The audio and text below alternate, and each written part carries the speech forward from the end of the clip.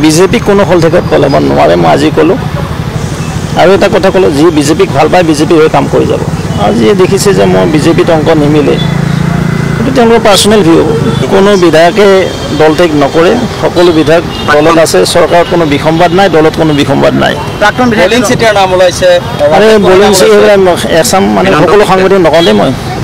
এছাম সংবাদ মাধ্যমৰ এইবিলাক সৃষ্টি কেনেকৈ বিজেপিক হলঠেকত পেলাব পাৰে কিদৰে মোদীজীক হাতাও কৰিব পাৰে ভাৰতীয় জনতা পাৰ্টিক হাতাও কৰিব এইটো এটা নেগেটিভ অল ইণ্ডিয়াত চলি আছিল অসমতো কিছুমান তেনেকুৱা নেগেটিভ বিল্ড আপ কৰি থাকে তাত ছাকচেছ হ'ব নোৱাৰে অশোক শৰ্মাৰ নামটো ওলাইছে ৰাজেন গোহাঁই অশোক শৰ্মা ডাঙৰীয়াৰ স্থিতি তেওঁলোকে ঠিক কৰিব তেওঁ কোন পাৰ্টিত থাকে কোন নাথাকে যদি তেওঁ সঁচাই বিজেপিক হ'লে বিজেপিত থাকিব কাৰণ এইটো তেওঁ পাৰ্চনেল অপিনিয়ন অশোক শৰ্মাৰ ক্ষেত্ৰত কোনো মন্তব্য নাই অশোক শৰ্মাৰ সিদ্ধান্ত অশোক শৰ্মা ডাঙৰীয়াই নিজে ল'ব যুধিষ্ঠিৰ গগৈ আৰু ভৱেন মোহনে যোৱাকালি পদত্যাগ পাইছোঁ আমি পাইছোঁ কিবা দলত একো ক্ষতি নহয় আকৌ আমাৰ দলটো যোগদান কৰিছে দীঘলীয়া লিষ্ট তাতকৈ বেছি দীঘলীয়া লিষ্ট আমাৰ লগত আছে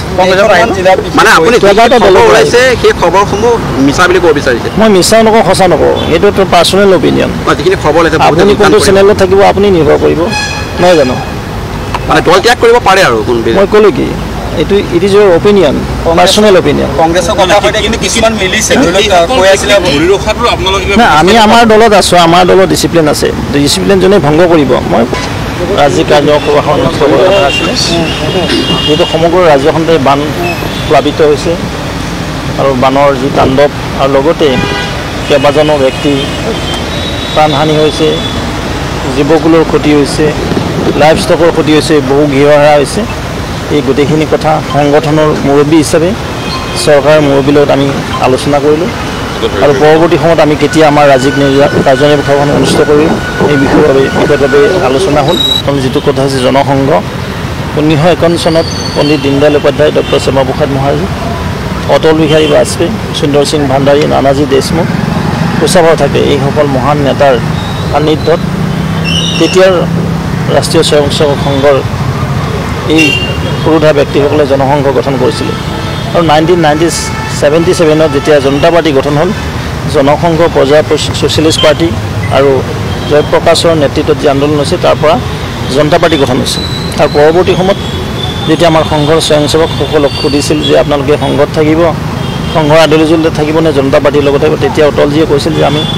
সংঘৰ আইডিঅলজি আদৰ্শ পুষ্ট আৰু সেইকাৰণে 1980 চনত 6 এপ্ৰিলত ভাৰতীয় জনতা পাৰ্টি গঠন হৈছিল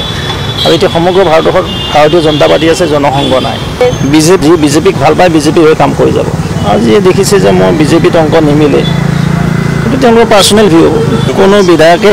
দল ত্যাগ নকৰে সকলো বিধায়ক দলত আছে চৰকাৰত কোনো বিসম্বাদ নাই দলত কোনো বিসম্বাদ নাই প্ৰাক্তন বলিং চিটিৰ নাম ওলাইছে আৰে বলিং এছাম মানে সকলো সাংবাদিক নকওঁ দেই মই